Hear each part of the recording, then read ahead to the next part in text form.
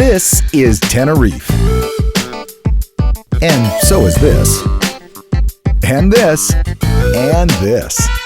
Hey everybody, welcome to Tenerife, the largest of the Canary Islands that lies just off the west coast of Africa. Did you know that Tenerife is also a possible site for the lost city of Atlantis? It's true, that's what they tell us.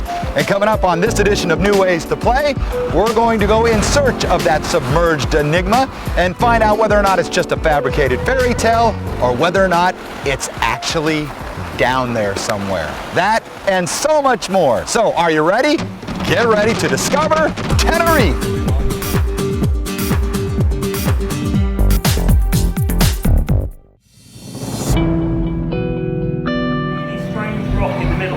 Our search takes us to the unique undersea architecture that forms the basis of the hypothesis in question, the pyramid-like structures on the coast of Tenerife. Could this be the location of this legendary city the Atlantic Ocean is named for?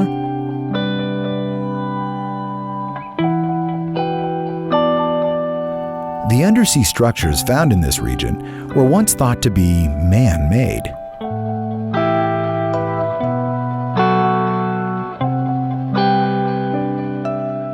Now known to be a naturally occurring phenomenon, they nonetheless provide a stunning backdrop to explore the world beneath the waves. And the visibility down here is amazing.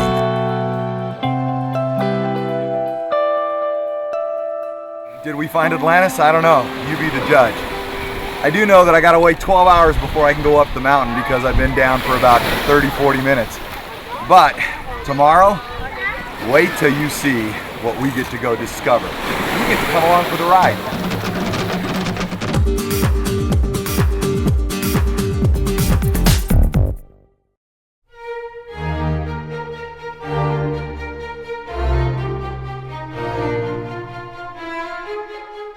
Are you into eco tours? Well, if you are, then get in the car and rise up from the valley floor below and wind up in a place like this. This is where over 90% of the ecological wine in all of the Canary Islands is produced. In fact, this winery behind me makes more of that than anybody else. This is Bodega Reverol.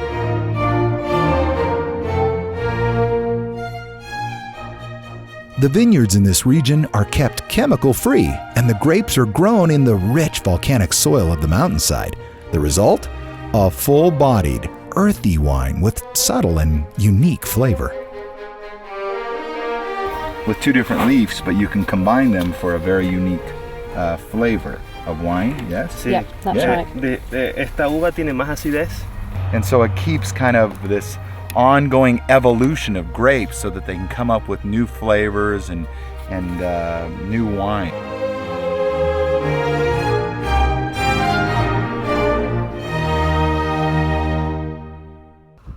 When the Spanish first discovered Tenerife, one of the earliest explorers saw a native Guanchan woman and exclaimed, "Vi la flor," which means, "I saw the flower." Well, today, Villaflor is the oldest village here on the island and keeps its Canarian cultures and traditions very much alive.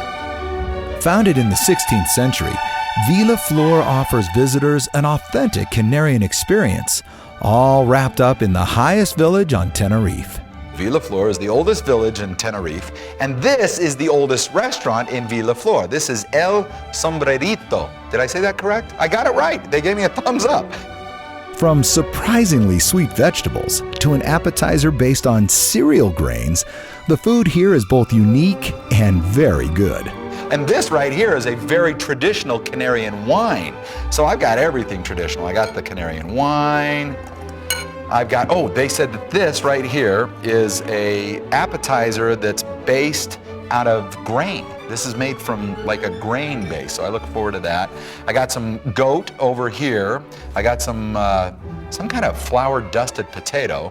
And then in here, this is my kind of food. I got corn and beef, and this is cabbage and onions and potatoes and carrots.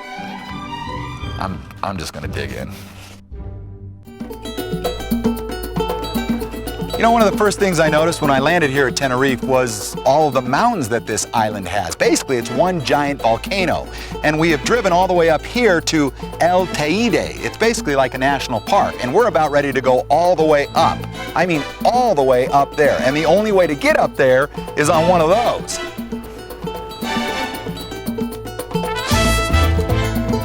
Called Father Teide in the Canary Islands, the volcanic activity in the region is the only reason these islands exist today. It's so desolate, it's so different, that this is where Hollywood comes to film a lot of their movies. In fact, this is where the original Planet of the Apes was filmed. The frozen magma flows and exotic landscape make this area a popular destination for both the locals and tourists. As we headed back down the volcano inside the tram, we saw our next stop, the Roques de Garcia, which will bring you in contact with a dreamlike visual wonderland that you have to see to believe. This place was eerily magical. You know, for an island that's only 60 miles wide, Tenerife sure offers plenty to see and do. From the beauty beneath the waves to the highest point here in Spain, we have had a lot of fun exploring here. And keep in mind, Tenerife can be your next adventure. All right, we'll see you next time on another edition of New Ways to Play.